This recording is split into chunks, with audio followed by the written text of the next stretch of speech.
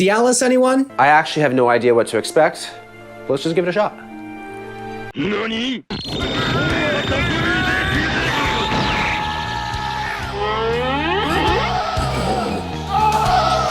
Let's see what it's like for Will to take Cialis. Coach Greg, in today's video, we're going to find out what it's like for Will to take Cialis. We all know what this is used for, but it has another use. Cialis doesn't just improve blood flow to you-know-where, it improves blood flow to all muscles, which boosts muscle size and vascularity. As you know, blood flow is improved into your private member, your private area. It's prescribed for people who need to perform better for sexy time and so on.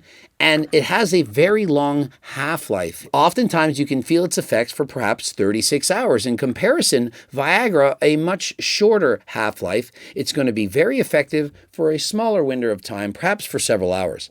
But as of late, it's kind of gone viral, the use of Cialis before going to the gym, although I don't see people using Viagra before going to the gym. Yes, you could in fact use Viagra before going to the gym to improve your pumps.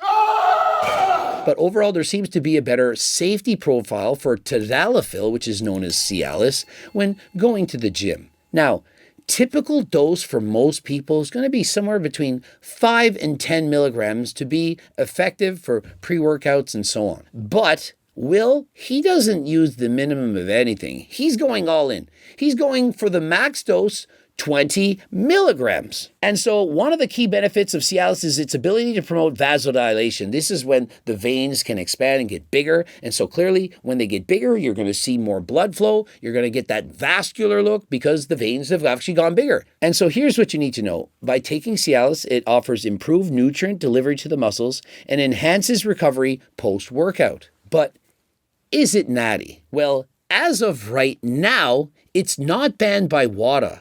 And so it's not banned by WADA. That means you can use it. You could go to the Olympics. You could take a drug test and you would pass. But should it be legal? Just because it's a performance enhancer, of which it is, does that mean it shouldn't be legal? Let's look at caffeine. Caffeine definitely improves performance. Is it banned by WADA? Well, it used to be banned by WADA 25 years ago, but right now it's not banned by WADA. And so despite being a performance-enhancing drug, they said, it's the good kind of drug, the kind that lots of people sell and buy, it's in our coffees, and so let's make it legal. And so please remember that. They could decide one day, Cialis, it's banned. We don't like it anymore. But perhaps it's the good kind of drug that we like to use, and so it's legal. Hopefully it doesn't feel like I'm bringing my own barbell to the gym, but apparently we're gonna have a next level pump, and we might see veins that I've never seen before. And so when you think of the word drug, anything technically kind of could be a drug. It's a man-made term to label something as doing something. But in reality, is it a drug? Is it not a drug? Well, it's all in the mind. For example, many people don't see alcohol as a drug. How could you not? It's because it's in liquid form and you drink it. If there was a pill, a tablet, and you swallowed it, and it made you feel like you're drunk, would you not call that a drug? Of course you would. But because we're drinking it and it's wine and you can swirl it around and sniff it, it's not a drug, it's alcohol. This is bullshit. Would it be considered natural? No, it is a synthetic drug that inhibits an enzyme that allows you to vasodilate in certain tissues. Derek from More Plates, More Dates is saying, no, it shouldn't be considered natural. Think of what it does. It's a pill that you take, or you perhaps dissolve it under your tongue, and it causes your veins to expand. How can that not be labeled as a drug? How can that not be illegal? But yet it is. And so if you want to use Cialis here in sports competitions, feel free to use it. We got our 2 10 milligram tablets. I actually have no idea what to expect. Let's just give it a shot. What you notice is Will took 2 tablets and he swallowed it. That means it's going to have to go through the liver. Now, had he have crushed the pills, put it under his tongue, absorbed it sublingually, it would absorb faster and give him even more benefit. And so when taking Cialis for most people, especially when you want it to work right now, much better to absorb under the tongue to bypass the liver. This increases bioavailability, and which also means you need to use less. And so instead of getting 2 10 milligram pills, you could perhaps get away with just 1, save on money, and have a better experience. Thank you, Greg. Thank you, Greg. The only thing that I'm feeling is that it feels a little bit harder to breathe. Ever since I took the pills, I've been thinking of my grandma. Probably for every set, I'm also going to be thinking of my grandma. And so if every time I took a Cialis pill, I started thinking of my grandma, I also would find it hard to breathe. What did he say? Bro, you don't need to think of grandma just because you swallowed some Cialis. Listen, Cialis can help increase blood flow, but it's not going to just suddenly get hard unless you want it to. I'm speaking from experience. I don't need to think of grandma. Thank you, Grandma Josephine. Grandma Josephine responds with, no, thank you, Greg. Get me out of your mind. Stop doing that. Typically for my second and third set, I would get a spotter, but I feel like today, I'm guaranteed to get it up. Said every man ever before attempting a 1 rep max and tearing a pec. Definitely feel like I'm able to connect and contract my muscles a whole lot better. Time for the pump reveal. And so Will Tennyson, he's pulling a Sam Sulik. It's time for the pump reveal. And so, my opinion, that's the real thing you're going to notice with Cialis. The pumps. The pumps are exquisite, especially at 20 milligrams. That, in fact, is a lot. I have never had a chest pump like this in my entire life. The amount of blood that's in my chest, the amount of detail, like I have not seen this many striations. Will Tennyson is giving it a higher rating than higher than last time. And just as much as your private member might even get harder than last time, harder than ever. And so for many people, yeah, this is amazing.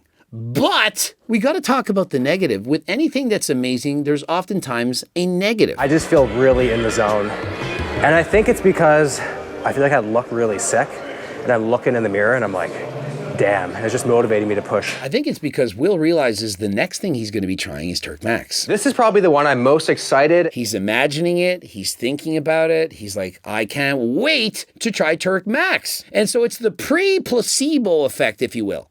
He's imagining all the goodness that's going to happen in the future, and it's giving him a dopamine rush right now. And so imagine this, your significant or your partner, if you will, you haven't seen her in a week, and you know you're about to have sexy time in a couple of days. It perhaps could get you excited right now. You're going to the gym and you're like, yeah, I can't wait till the throat goat arrives. You're perhaps thinking that. And so same thing right here. And the thing that sucks about a pump is that eventually you got to lose it. That's the first negative thing. Once you've experienced a heightened pump, I don't care if it's in the bicep or in the downstairs, if you and or your significant other is used to that, and suddenly you take it away, how do you think you're going to feel? And I'm not talking about the physical, I'm talking about the mental. Oh, it's not so hard. Versus that first time you take Cialis, wow, you're so hard. Just gotta stay hard, brother. Yes, honey, I took harder than last time. And so you get the positive reinforcement. You look better, you feel better, you're harder, anything. Once you start hearing that, what do you think it's going to be like to now take it away? This is a massive problem. Now you're back to normal. You're no longer as hard, you're softer, both in the physical and in the downstairs, and those compliments, the comments, the ones that make you feel good, they get taken away. Same thing happens when you diet down for a bodybuilding competition. You're perhaps in your off season, 15 or 20% body fat. You diet down for competition, you're single digit body fat, getting all the compliments. Wow, I love your abs. It's incredible. Look at your vascularity. Wow, it's amazing. Or you just did your first cycle. You put on 10, 15, maybe even 20 pounds of muscle. Now everyone's saying, what's your bench? Wow, it went up 100 pounds. You feel good. The compliments. But all good things come to an end. Now you have to go off. How do you think you now feel? You went from feeling like Superman to now you perhaps can't even get an erection. Wow, that is really hard. Remember, if you abuse performance-enhancing drugs, eventually you're going to go off. But what are the side effects? Your testosterone levels are now in the toilet. You might have brain fog. You can't sleep as well. You can't think or concentrate as well. Your physique gets smaller every single day. You're getting weaker, smaller, less pumps. And so what do you think now happens? You're encouraged to go back on. And so if you get used to taking Cialis, are you going to want to go to the gym without Cialis? Let me pose another question. How many of you used to go to the gym without a pre-workout? I trained until I was in my 20s before I even took caffeine. There were no pre-workouts back when I was training. But once you start taking caffeine, pre-workouts, anything, how are you going to train as hard without it? Remember, I did this experiment. I went a month without taking any caffeine whatsoever. At first, it was hard. I was addicted to caffeine, was getting caffeine headaches, go to the gym, less motivation, found it very difficult to train hard. And so without that energy, it felt a lot different. And so if you are going to start using performance enhancing drugs or even just Cialis, anything, please remember it's not going to be forever. And so as great as it was for that period of time, it might do the exact opposite later. 6 stars. What? How is that even possible?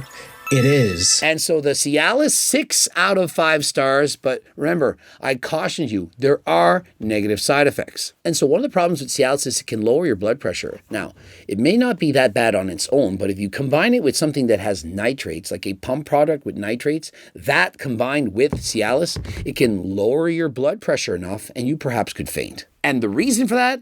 Not enough blood is going to the brain. Perhaps it's all going to the downstairs, and it's not something we want to happen. The people that would need to worry about the most are the people who already have low blood pressure. For example, I often, when I was dieting when I was younger, had blood pressure around 100 to 110 over 55, 60, very low, but I wasn't taking any pre-workouts back then. Imagine if I added in Cialis and some nitrates, I might have passed out. It was already difficult enough. When I went from laying down to standing up quickly, the world seemed to be floating. I felt like I was going to fall to the ground.